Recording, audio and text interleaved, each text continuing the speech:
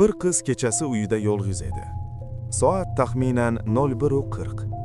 Telefonida o'tirib Telegramda yozishib o'tirardi. Birdaniga notanish aqamdan xabar keldi. "Sen yolg'izmisan?" Qiz hayron bo'ldi, javob yozmadi. Oradan 10 soniya o'tdi. Yana xabar. "Men seni ko'rib turibman." Qiz yuragi tez ura boshladi. Darrov derazaga qaradi. Tashqarida hech kim yo'q. Do'stlarim hazillashyapti deb o'yladi. Keyin yana xabar keldi.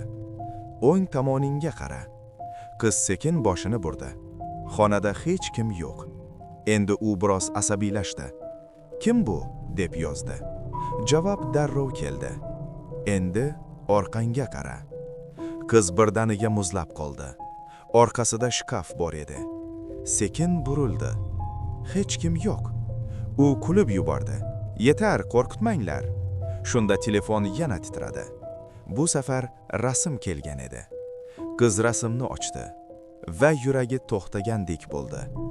Rasm aynan uning xonasi edi, lekin rasm orqasidan olingan edi.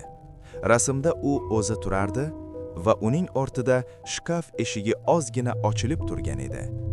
Telefon yana yozdi. "Endi kech." Shu payt shkaf ichidan sekin g'ish degan ovoz keldi. Ertasi kuni qo'shnilari qizni chaqirishdi. Javob bo'lmadi. Eshikni ochishdi. Xona joyida edi. Hammasi tinch. Faqat bitta narsa g'alati edi. Qizning telefoni polga tushib yotardi. Ekranida esa oxirgi yozuv turardi. Online.